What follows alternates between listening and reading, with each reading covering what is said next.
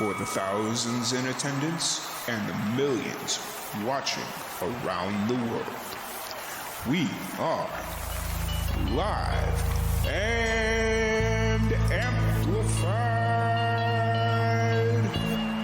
So let's get ready to podcast. Fire it up.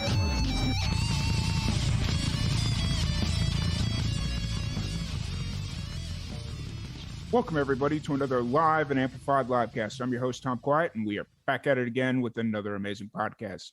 Today, we have a very special guest. We have Joshua Red Uttech. How's it going today, Joshua? Oh, shit. You almost nailed pronunciation that time. What's that? It's Uttech. You almost nailed it. Oh, I was rolling, and then, okay, Uttech, sorry. That's okay, man. I just thought I'd mess with you on the Oh boy. But before we get back with Joshua here, I want to remind everybody Waco Awards voting and nomination is live right now. So go vote for the Live and Amplified Livecast for Best Podcast of the Year for the Waco Awards. So just visit wacooawards.com/voting and then scroll down to the Podcast of the Year and type in Live and Amplified Livecast. If you could do that for us, that'd be absolutely great. If you're watching us live on Facebook, I will post the link in the comment thread, or if you're listening later on Spotify, iTunes, whatever, it'll be in the description box as well. So if you could do that, that'd be much appreciated. But back to the conversation at hand, Joshua, glad to have you on. Glad to sit down and chat with you. How are things going in Washington? Like, I know weather's probably pretty cool there, or what's the deal up in Washington? It just kind of flipped in the last week to like really fall typical Washington weather. It's like been raining the last couple days, starting to get cold again. But we had a really good summer, man. It was like pretty hot. We had a couple heat waves. We had a gnarly one in I think it was in June. Oh yeah, I remember seeing that on the news that you guys were hitting triple digits, and you've never done that or something. Yeah, we broke some records, and it's funny. I work a little side job occasionally on the weekend making coffee, and I just happened to be working in this one shop I don't usually work in that didn't have AC. It was like the hottest day of the year, and we were slam busy like the whole day. And the lady I was working with was not so pleasant, and it was just like, wow, this is perfect. Yeah, especially making coffee when it's hot. That just kind of seems. Yeah, and then you get like people who are like, "Can I get 3, ice?" Or he didn't say ice. "Can I get 3 lattes?" Where I'm like, "Okay," and I'm like busy at making them all. Here you go. He goes, "They're supposed to be iced," and I'm like, "You gotta say ice, man. Like, or I make it hot." Like, oh. Yeah. I mean, if you make it hot, can you just add ice to that, or is it not that simple? That's not how you do it. Okay. Basically, when you make an iced drink, it's kind of funny. I like to joke about it because like. You may get a big iced latte. It's like you just take the cup and you fill it with milk. Mm-hmm. And then you just dump one little shot of espresso on top. So it's just like a big glass of milk with like this tiny bit of like concentrated coffee on top. So it's basically watered down espresso, pretty much? Or milk down, I guess? Milk down, yeah. Milk down, yeah. So you're basically cutting espresso. That's cool. And now that you say that, because that's what I used to drink, like, iced lattes and stuff when I was living out in New Mexico. That was kind of like my go-to drink. And now that you mention it, that does make a lot of sense because I try and watch what they were doing. And yeah, so. Oh, then you just put ice on top. But yeah, it's basically just a giant glass of milk. I mean, I don't know, which is fine. Yeah, gotcha. Cool. Well, first off, thank you for joining us. Before we kind of jump into the new EP and the single and all the music you got going on, what's kind of your background story? What got you into music?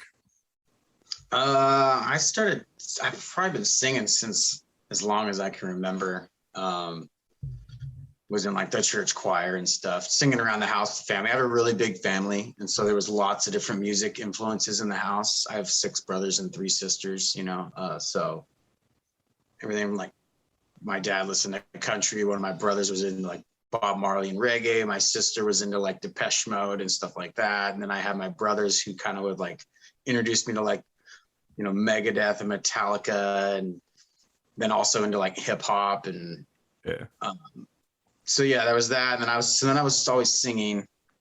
Just loved singing. I loved like training my voice, like mimicking artists' voices and trying to hit the notes they were hitting. And fast forward, I got into a band in high school. That was really fun. We did like the talent show and stuff. And then I was in another band in high school, then kind of went into after high school. And when that broke up, I'd always wanted to play guitar, but I never really learned. And then I was living with the bassist of that band at the time, and then he sold me his guitar. And when the band broke up, it was like, well, now I better start learning an instrument so I can write songs. You know, I'd been writing songs with those bands, but it wasn't until I started learning to play the guitar that this door like opened, and I was writing my own music and lyrics, you know, and so that really took my songwriting to like another level. I mean, that was like 20 years ago, but yeah, so it's just a passion, man. It's like, that if you ever think about like quitting something, and I just could never see myself quitting music ever, no matter if this goes anywhere, you know, it'll always be like, well, I'll always try to be performing in like clubs and bars and writing songs, and, you know, so. Cool. And then you brought up your family and your brothers and your sisters that kind of introduced you to different types of genres and stuff like that. Do any of them play music, write music, sing, anything like that? No, but one of my brothers played drums for a little while. Okay. My other brother was a really, really good drummer, and even played with a band called The Accused, which they were kind of a hard rock, almost, I want to say, I don't really know their stuff. Like they were kind of like hard rock punk. But he went on tour with them to Europe when he was young. Yeah, he was really, really incredible. But I don't know if he's playing anymore. We're kind of lost touch over the years. But Gotcha. Not a lot of active musicians in my family other than myself, I guess. Gotcha. And then, so you're based out of Washington, just outside of Seattle. Are you born, raised in Washington, or where are you from originally? Yeah, I grew up in Bellevue, which is probably one of the other bigger cities now since it's been growing. But yeah, it's one of the other bigger cities just east of Seattle by about 15, 20 minutes. Cool. You lived in Bellevue before it was big and cool. Is that fair to say? Yeah, and before it got like really ritzy. Yeah. It's kind of ritzy now. There's a lot of money there. Like my dad was just driving me through their neighborhood now, and there's all these like $1 million houses now. And it's crazy. Yeah, that's kind of all this like little like 1-story or 2-story like ramblers and like, you know, blue collar. I would say it's like blue collar Bellevue. Yeah, that's kind of what happened where I grew up. I grew up on the south side of Chicago, and the town I grew up in. As we were leaving, you could kind of see the development happening, but now you go there and there's like these $500,000, $750,000 houses, and it's just like, where'd all this money come from? Like, it's ridiculous. So crazy. Yeah, it's a big change from like if you're in downtown Seattle and it's been cleaning up a little bit, but it's become a little bit, I don't know what the word is, but you know, a lot of homeless and just maybe it's just there's been a lot of talk about it around here about like the policy and why things have gotten away. If you go over to Bellevue, it's just like clean and like neat, and you know, it's very bougie, I guess. I don't know.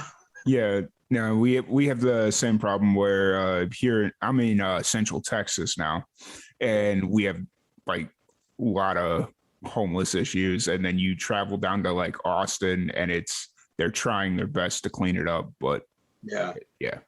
But you go up to Dallas and you go into some of those neighborhoods that it's just like, that's fun. Yeah, that's just such an interesting, but also like kind of a difficult topic, I guess. You know, it's like, I don't have the answers. I don't know what you're supposed to do about that kind of stuff, you know? Yeah, 100% agree.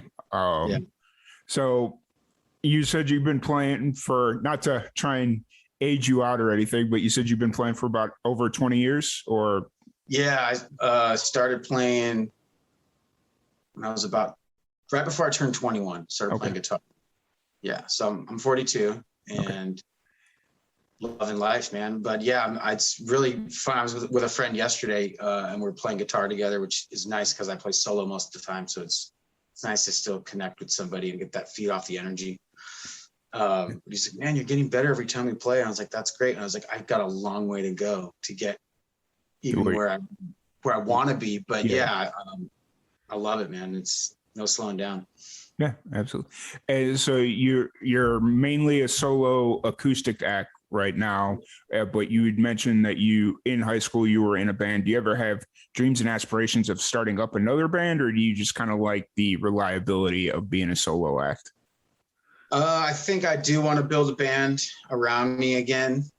Before it was like there'd be a band name or something. I do want to stick with focusing on my solo.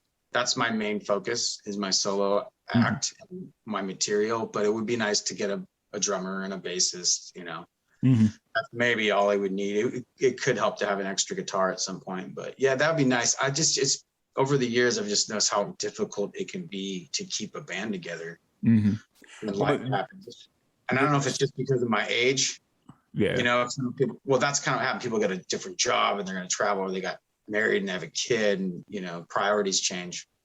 Yeah, that's 100% what it is, you know, and that's kind of a few weeks ago, we had this conversation on a radio show that we do about the death of the band and the rise of the project. And basically they were defining a project as it's one singular person. It's a full band, but one singular person. So it'd be Joshua Uttech, but then all the other musicians are just kind of hired guns, so to speak. And so it's just like, you know, because it's so much easier right now to, instead of trying to orchestrate a schedule for a full band, it's like, nope, I'm going to book this schedule, and whatever bass player can play, whatever drummer can play this schedule, you know, and whatever. And they just kind of book it out that way. Yeah, that may be the direction I'm going to head in. Not sure. I mean, it's great to have people that you can build a rapport with, and even a friendship, you know, and almost like this relationship you build with each other. Because you can have a band breakup and it's like a relationship breaking up. It can be heartbreaking, but it's something I always did want to do, was play. So I just love that like intimacy of like just the instrument and the voice, you know. Yeah, completely and that understood. challenge too of being by yourself and, you know, making sure you're hitting all those notes, because there's nothing else there to kind of drown out any mistakes. Yeah. Gotcha. Completely understood. So kind of moving forward with your musical career, you just released a single for the upcoming EP that you have coming out. What's the name of this single? And what was kind of the idea behind it? It's called A Little Bit of Change, and I decided to name the EP that as well, because I've been going through a lot of changes in the last 5-6 years of my life, but a really big one happened almost 3 years ago, when I was in a different, it's crazy how fast things will change over a short amount of time, but I was drinking a lot back then, and I was a little bit, I guess, just lost emotionally and like mentally, like where I was going in life and how I was dealing with issues. And I was drinking and driving, got in a really bad wreck, got in trouble with the law, you know, and that was really the turning point in my life to like get serious about my music. And so that song was actually written like 18 years ago, but I really liked the vibe of it. It's kind of like more of a rock tune, and it has a really simple lyrical lines of just like, all I want is a little bit of change in my life. And so that's kind of what we framed the video around, was like the DUI crash and how life has changed. And so it's really just about that, like, you just need like one little change to take you on a different path, you know, one little step at a time to change your life for the better, leaving old bad habits behind or whatever it may be. You know, it's different for everybody, but yeah, so that's kind of where that vibe is at. Gotcha. And you wrote that song 18 years ago, and you decided to name the EP after A Little Bit of Change, or so that's kind of the title track. Yeah. Is that right? That's what they call it, title track? That's right. Yeah. So when you were forming the idea for the EP, I'm assuming you already knew you wanted to incorporate a little bit of change into the EP, or what was kind of the thought process going into the EP? I guess let me just ask that straight out. It's just been like seat of my pants, I guess, a little bit. It was like, okay, I know I'm going to do this longer. The first one I released last year was only 4 songs. This one I was like, I want it to be longer. I want to add a remix of a pretty popular song I put on the first EP. So I knew how many songs I wanted. There's 7 on there. Actually, there's 8, there's like 1 F word in 1 song. So we put a clean version in. So there's 8 songs, but yeah, there's a little bit of a theme because I wanted to add I didn't want every song to be like, oh, it's sad, sad, sad, and then have it be, there's a couple songs about change. So I wanted that kind of a little bit of a theme of, you can see there's pain here, and then you can see, oh, look how now he's being optimistic. Good. Yeah. It's not all just like depressing. And then there's a love song in there as well. And a little bit of change isn't really is kind of a song about like hope and change. So yeah, I did try to put the songs in an order that would be, because there's a love song, then there's a little bit of change, and then there's like songs about like loss and pain, and then there's songs about like new days ahead of you. Yeah. So that's kind of I wanted to try to put some kind of theme there. And then as it wasn't until just a couple of months ago, I think we had just finished recording a little bit of change, and I was like, what am I going to call the EP? And then I was like, oh, that's perfect. That's what it should be called. So, yeah. And then, so as you were kind of going through the song selection process, were these all songs that you had already previously written, or were you kind of specifically writing for this EP? These had all been written. I got the list right here, actually. 1, 2, 3, 4, about a little over half of them have been written, sometimes some of them almost 10 years ago. And there's a few of them that have been written in just the last few years. Okay. So they're all pretty much pre-written. It's just, just kind of. Yeah, I wasn't really writing while I was in the process of recording. We started recording, I think, back in December. Okay, cool. Yeah. And then for one interesting question that I'm kind of intrigued about is, since it's been for some of the songs over 10 years since you've written them, how have the songs kind of changed over the course of those years, or like from the original intent to how they're going to be presented on the album? Or are they all pretty much the same? No, I have a little podcast that I do, and I talked about it in just one episode, was how, at least as a writer and a performer, I guess if you're just a writer, it might be different. But for me as a performer, and I'm practicing singing these songs, and I've gone through these different relationships since I wrote this song about that one girl, but then it kind of changes and morphs, and now you're singing it, and it's like, now I'm thinking about this other person. It's still the same words and everything, and it's not like the vibe has really changed, but the feelings are different because there's a different person involved that you're thinking about when you're singing it. I try to keep them the same as far as the sounds, but but the meaning will change a little bit. Is that kind of where you're? I guess to me it does. Like the feeling of the emotion. The emotions can be very similar to how it was originally, but it's like now I had one called Way Past the Hills I released on the first EP, and I remember when I wrote that, I was about a girlfriend that like moved away to a different state, like moved home. But then years later, I went through a divorce, and I was thinking about my ex-wife while I was singing that song. So it was just interesting how that kind of morphs and changes through your life and through all different stuff.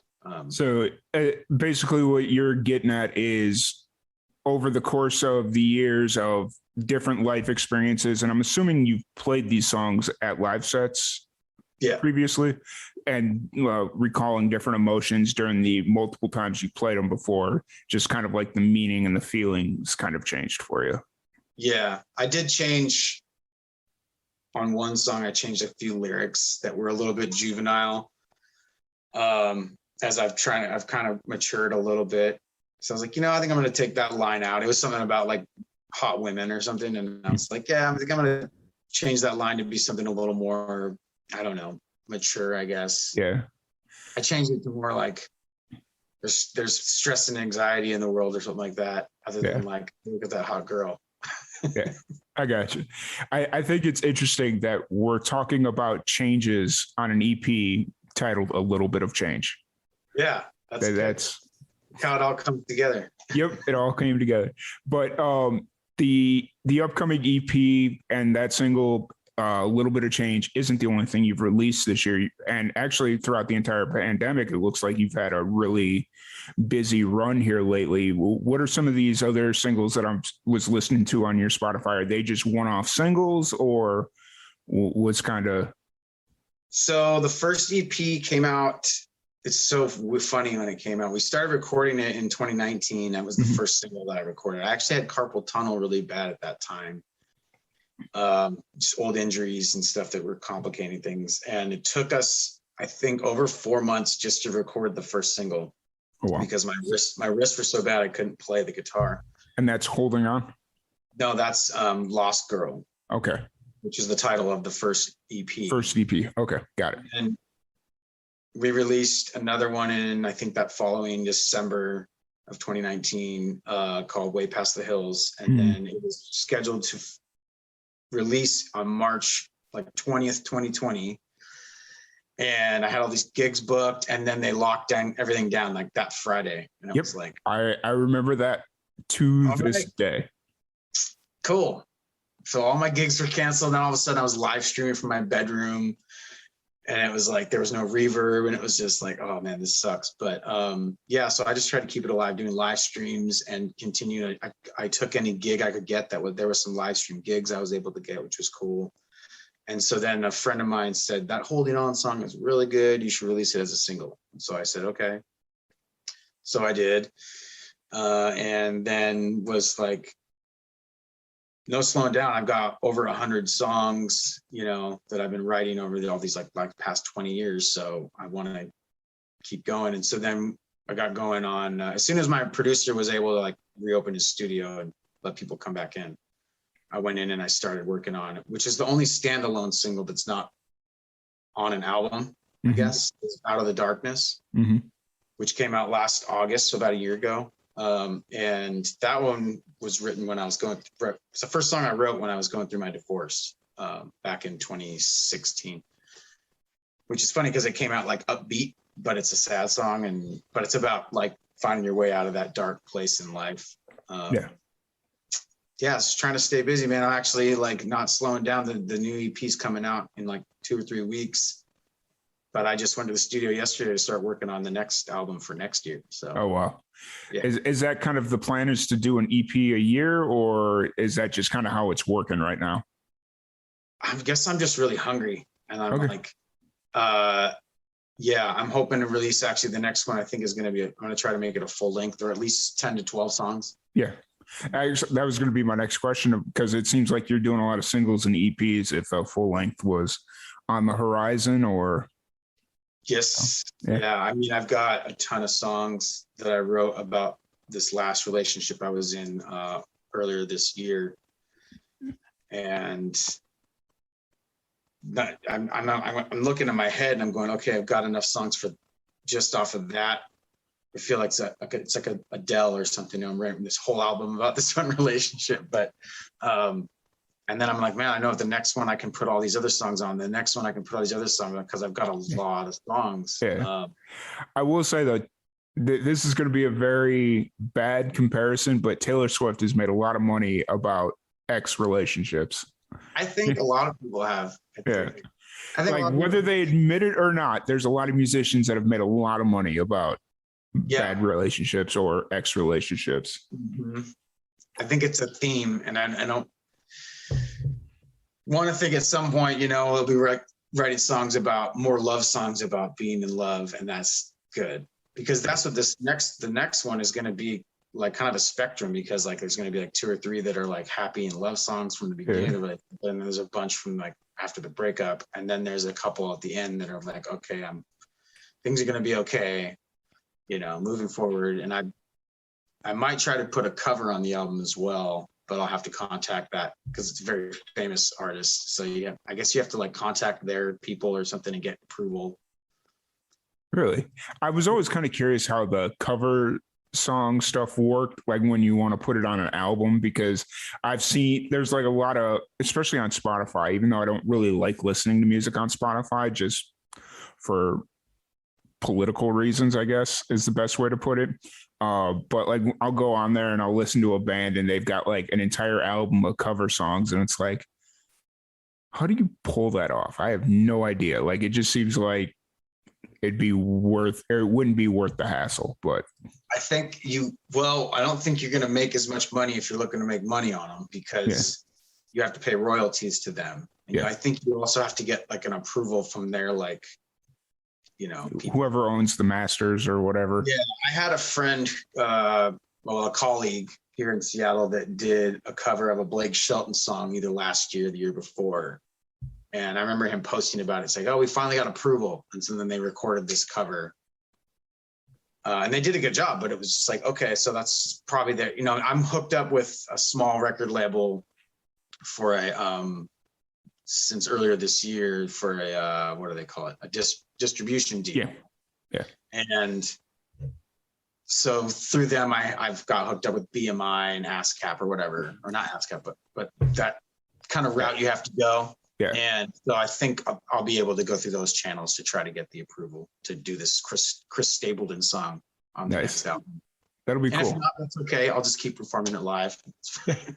I mean, worst comes to worst, just keep doing it live. And people, it's funny because people ask me, or musicians ask me all the time, or aspiring musicians, I guess is the best way, about they don't want to get roped into this idea of being a cover musician, but they don't have enough music to perform an hour set or 2 hour set, like enough original music. And it's like, look, you don't have to like, if you have 6 original songs, if you sprinkle in 1 or 2 cover songs and you know how to like space them out properly, you're not going to get known as a cover artist just because you can't fill an hour set.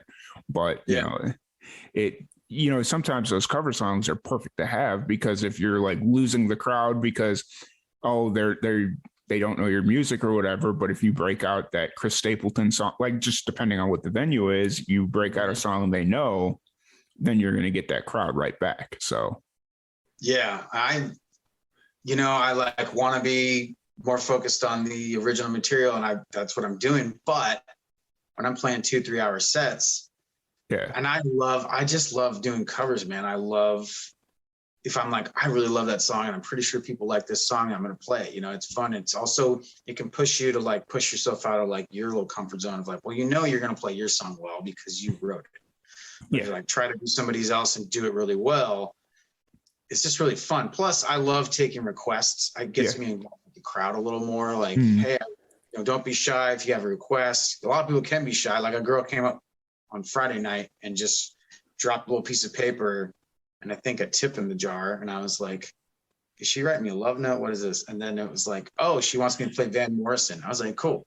So I played Brown Eyed Girl, and it was like, all right, sweet. I got a request. Nice. Not really about the money, but it also can help your tip jar a lot. Yep.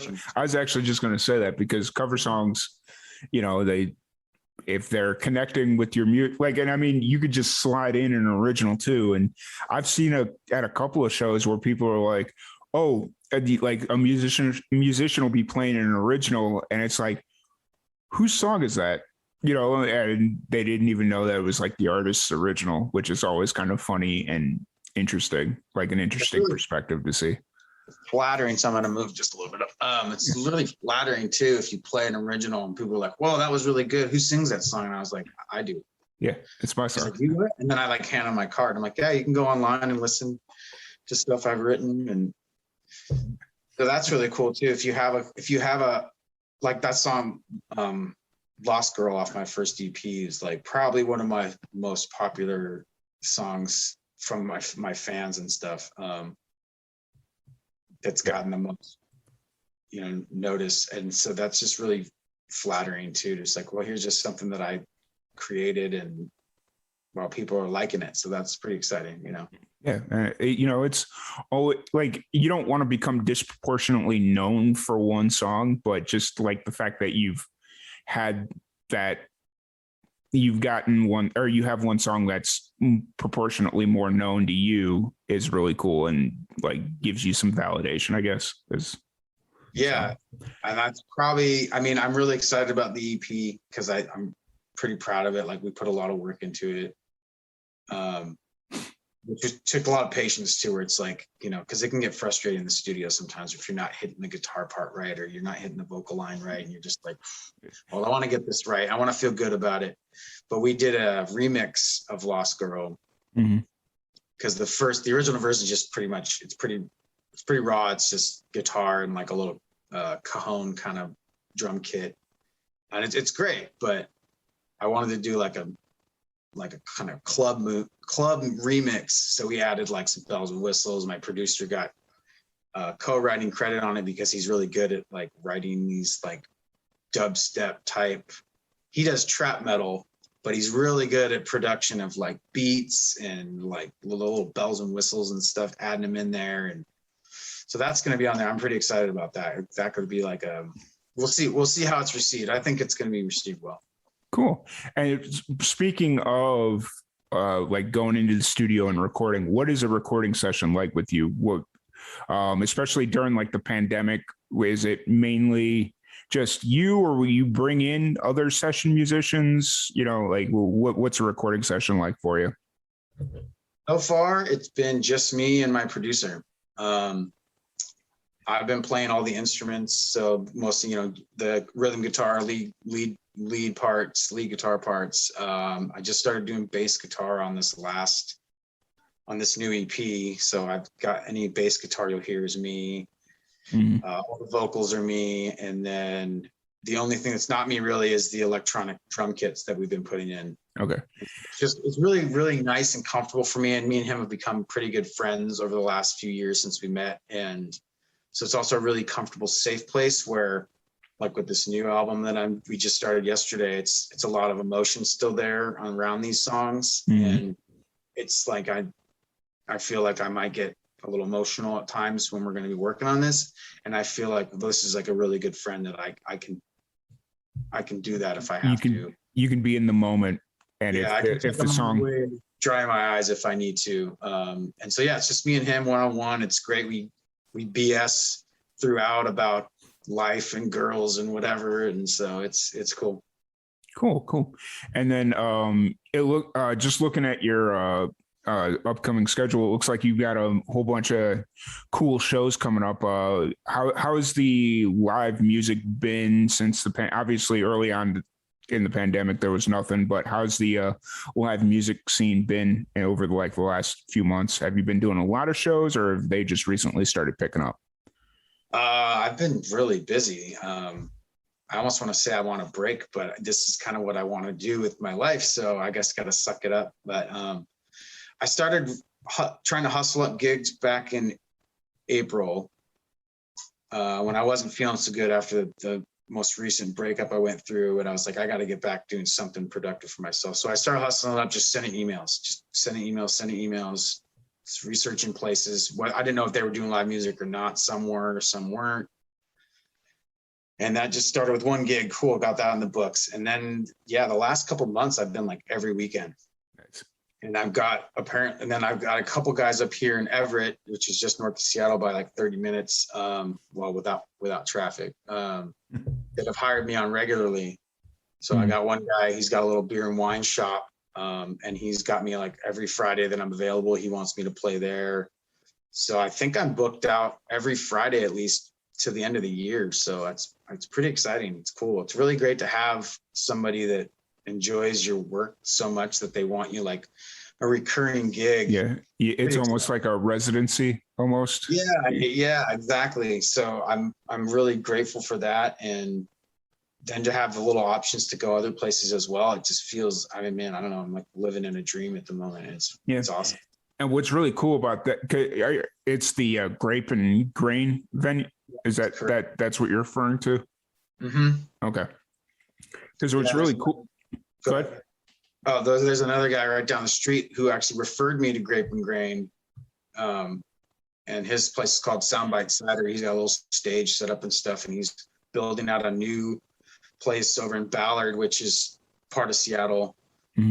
So he's got me on about like once a month. So I've got these like, it's awesome. Nice. It's really And the cool thing about having almost a residency is it gives you it essentially gives you an audience that you're going to grow comfortable with, and eventually down the line you could start trying out new stuff that maybe isn't 100% ready, but so that's really cool. And I like it when musicians find that home. I guess it's kind of like when comedians find that home base and they can go in and try out new material or whatever. So that's really cool that you found that at Grape and Grain. Yeah, they're great there, and the crowd has been awesome. They're really pretty respectful too. Like they're like you play in all different kind of places. Somewhere like people don't even clap after you play a song.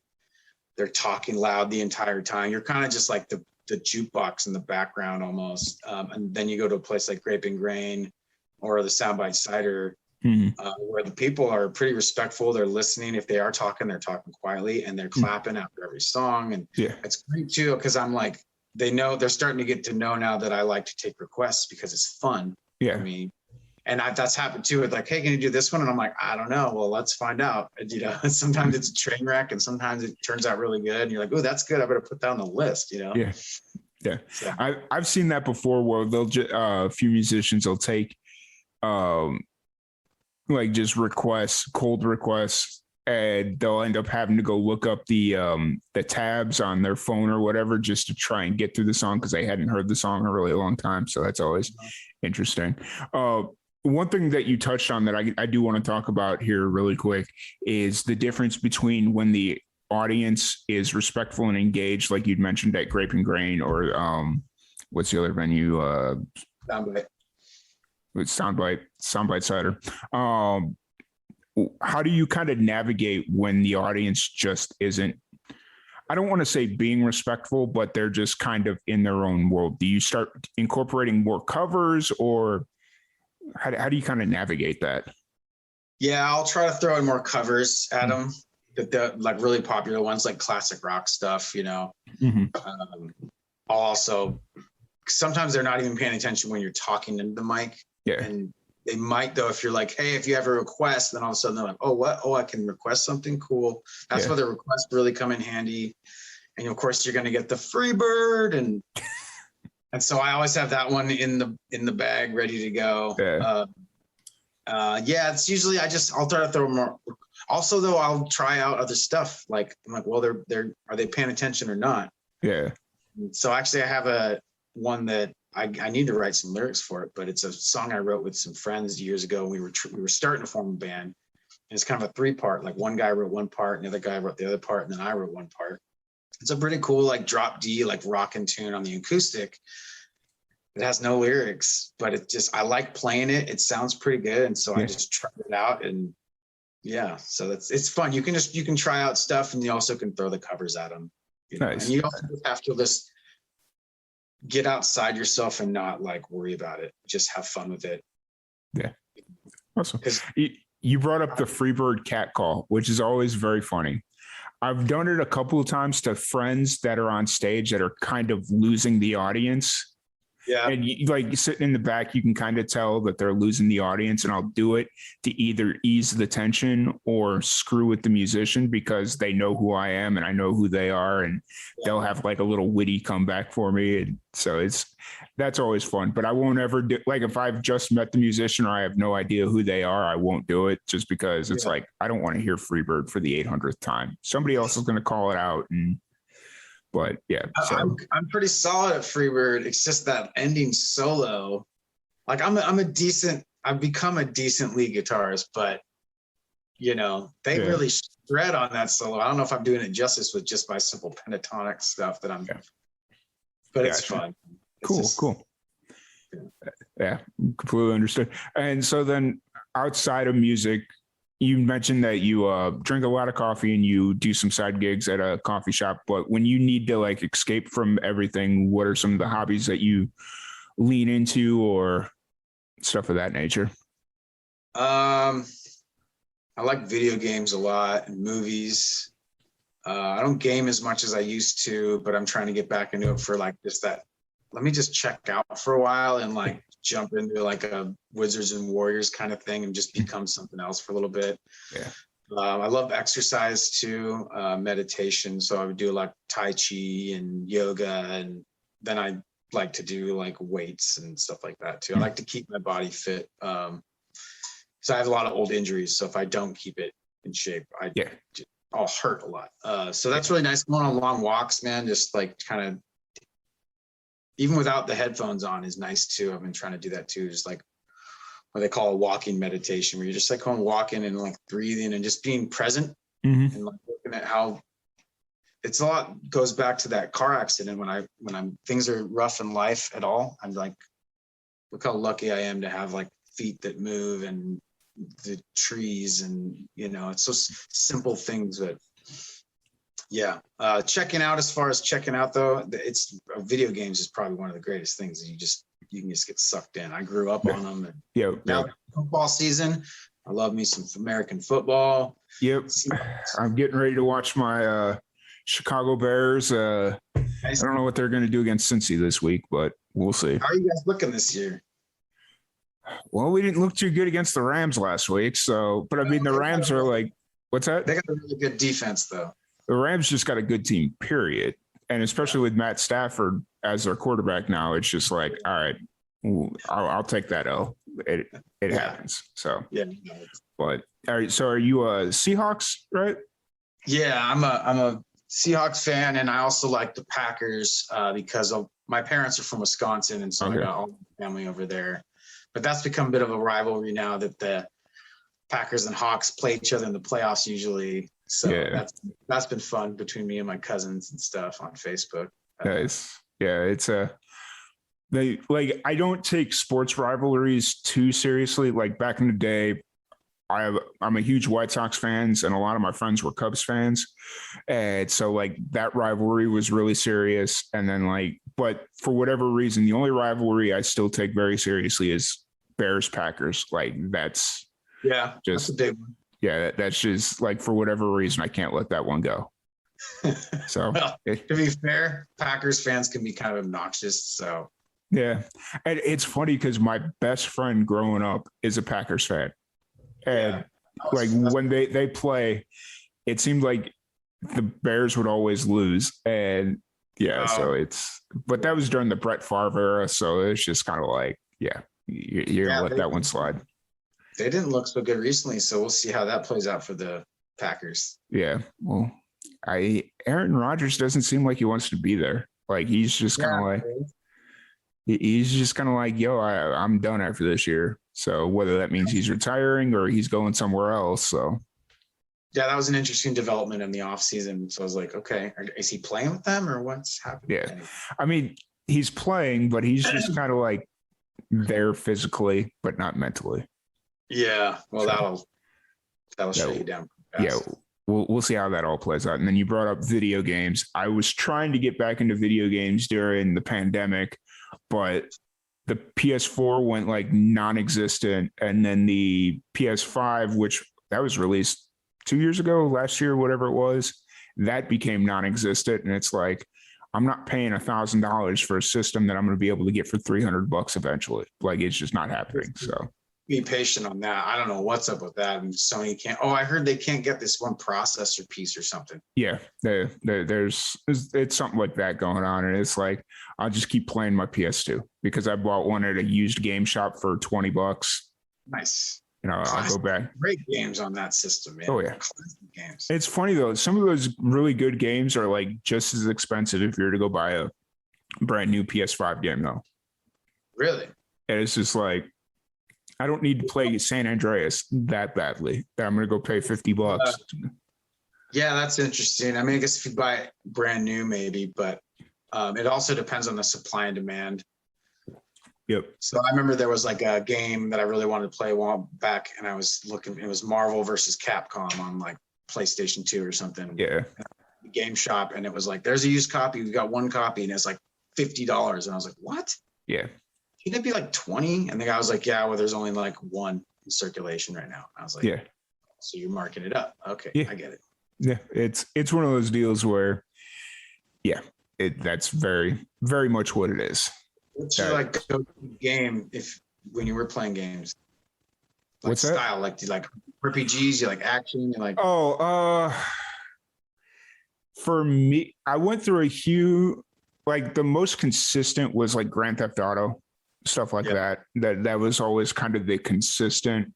But I went through like a huge sports phase where I was playing Madden and baseball, or what is it, MLB The Show. I was playing stuff like that, and then I went through a huge first-person shooter, so like Call of Duty and stuff like that. So, nice. It just kind of changed, and I want to jump back into the Call of Duty realm, but I haven't played Call of Duty since 2013. So it's just kind of like. Are you saying like online Call of Duty? Because that is.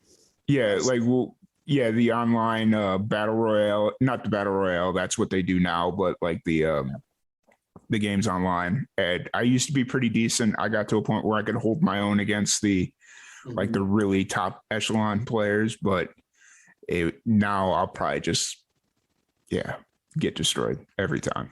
So yeah, I love playing the old games too. Like even though it's like not an old game, I just picked up Ghost Recon Advanced Warfighter, which was like on the 360 Xbox 360 that came out years ago, and it was like a more advanced game anyways, and that's just been really fun to go back. But then I love also playing like the old Nintendos. So I have old working Nintendos. Yep. And now it's football season. I'll play the Seahawks versus like whoever they're playing that week. It's like a ritual of mine on game day. I get my coffee, get my jersey on, and now I just got plugged in with a buddy, and there's like this online, there's like all these Tecmo guys online, they play online together. And so I'm trying to set up this emulator now, and I ordered like a PC and Nintendo controller. I'm like, ooh, that's going to be fun. Because they have a tournament every year in Wisconsin, which is a great excuse for me to go visit family too, and like go to this tournament and like play Tecmo Bowl against all these guys. And like, that sounds awesome. That's fun. Yeah, it's I got back at my my parents' place. I have an old Super Nintendo and N64. I don't have any games for them because I lost my original, or not lost. For the longest time I couldn't find my original Super Nintendo or N64, and so at some point I was at a flea market and I saw both of them there. Like you could get both systems for $50 or whatever, and I was like, cool, here you go. And they both had like 2 games, which they were throwaway games essentially. But I got into a pinch and I was just like, I need to sell this stuff. And like vintage video games were starting on the come up. And so like I ended up selling both systems for like $50 a piece. Nice. And so it was just like, hey, cool, made a little bit of money. You never do that on video games, but I've actually sitting on a couple copies of like Super Nintendo games that are worth like $50. Yeah. I'm trying to charge my friend $50 for them isn't probably going to happen, but like I didn't even know how much it was worth, and it's not a game I'll play. It's like a RPG, like turn-based, They're slow. I like the fast-paced stuff. Yeah.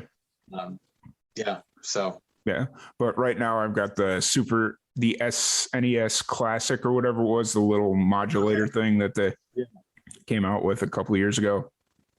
But that's awesome. That's about what I play right now. I love that. Mario Kart all the time. I just changed my ringtone, my alarm today to wake up for this interview because it's early over here. Yeah. Was the classic Castlevania theme song. Nice. And I was laying there like, I'm just gonna let that play, and that just makes me want to get up and play Castlevania because this is just like the greatest song ever. Yeah, that's awesome. And then, so I'm assuming you're gonna jump in after this interview. You're gonna jump in to play some football before. Yeah, I always like to play game day before the game starts. So I'll be playing. Actually, I'm going to have to play Madden because we're playing the Titans today. Interesting. Or I have a Game Boy version of Tecmo Bowl that I think Tennessee is on because the old one, Tennessee, didn't exist. Yeah, you could play the Houston Oilers, but then they're like I don't know. The Texans, technically. So yeah. Well, I mean, if you want to get really technical about it, the Houston Oilers did move to Tennessee. Oh, really? Yeah, the Houston Oilers moved to Tennessee and became the Tennessee Titans. Oh, okay. So, like, if you want to be technical, you can get away with it. But, once you get... want to go up against Warren Moon, though. Probably not. That's who I'll be playing. Probably not. I play the Oilers. What time does Seattle play today? 1:25, and Tennessee is in town. And Tennessee looks pretty tough, man. They got Tannehill. They got Julio Jones now, I think. Yeah. And Yep. one of the guys on my fantasy team. He's supposed to be a pretty good wideout. So Nice. Oh, I got to go look at I did for the first time in like 2 years. I did a DraftKings fantasy, like not a league, but like just one of their weeks or whatever.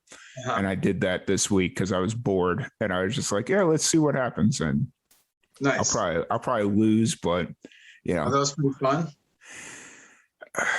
I prefer the Yahoo fantasy leagues, like like whether you're doing it with your buddies and you're each doing a buy-in or whatever, just because there's more chatter back and forth, and it's like 8 people that you know or whatever, and it's more like community based, and you're gonna be able to have more long-term invested interest in it. Whereas with DraftKings, it's just kind of like that week, and then you move on to the next week. Does that make sense? Kind of. Yeah. Right. Yeah. But I had an extra $5, so I was just like, yeah, let's see what happens, and it's not overly expensive, so never know. Yeah, absolutely. But I don't want to keep you too much longer, so you can get to your Sunday ritual, because it's almost got about 2 hours before kickoff, at least for me. We're probably going to get smoked by Cincinnati, depending on who's their quarterback. I don't know who's playing for Cincinnati today, but I hope we don't get destroyed, but I do hope Joe Mixon does well, because he's the best running back I got right now. So I didn't get to go to our draft, and so I had to have somebody else draft for me. And he did okay, but I'm just going, oh man. But then this guy wanted to make a trade, and I picked up Sterling Shepard, and the guy won the Heisman. Yeah. So maybe that'll pan out. I don't know. I'm hoping Jameis Winston repeats what he did last week. Dude, he could be good over there, man. Like he's a good team over there. So yep. I was just sitting there. I was like, I don't want to put a whole bunch of, because like for the DraftKings, it's you get like $50,000, or you get like basically a signing cap, and you got to just buy your players essentially. Okay. And so I was looking for a discount quarterback that wasn't going to cost me a whole bunch of money, but was going to give me the maximum amount of points. And for whatever reason, it was just like Jameis Winston didn't cost that much. And I was looking at what he did last week, and it was like, that's the guy I want, and just kind of looking at who he is playing this week. So it's like, okay, if you can do what you did last week, I'm golden. But, I'm a pretty solid team there in New Orleans. And I got Thomas on my roster, but he's hurt. So I'm just hoping he gets healthy in the next few weeks, and then he comes back, and then it'll be like, all right, we're in it. We're in it. Yeah. But fantasy football, it's a crapshoot. I've only won one league ever in the 20 some odd years that I've been playing fantasy football. Really? But I won one time, and it was great because we have a lot of money in our pool. So winner took like $500 or something. So that's pretty cool. Nice. That's awesome. But I don't want to keep you that much longer. If people want to check out your music or want to check out any upcoming shows, where's the best place for them to do that? Uttechmusic.com, or you can also go check me out on the Facebook. There's going to be events on there. Instagram also, I post like updates and stuff like that, photos and stuff. But the best way to find the calendar is going to be on my website. Awesome. Well, Joshua, thank you so much for joining us. But before I let you go, what's one piece of advice you have for the young musicians out there ready to make the next step? Believe in yourself and don't give up. Work hard and just have fun, man. It's not a race. Be patient and just believe in that. Awesome. Well, once again, Joshua, thank you so much for jumping on here. It's been an absolute blast talking with you. I didn't think we were going to go into fantasy football talk, but, you just never know on this podcast anymore. But I really appreciate you. What's that? Nice to meet you, Tom. Nice to meet you too. Thank you everybody for tuning in, and don't forget to vote for the Live and Amplify, or nominate, not vote, voting's not up yet. Nominate the Live and Amplified Livecast on the Waco Awards for Best Podcast of the Year. The link is in the description below. once again, Joshua Uttech, thank you for joining us. Make sure you go check out all his new single and his new EP in a couple weeks when it drops. And we will see you guys later. Have a great one. Yep. All right, we're good. Sweet, man. All right.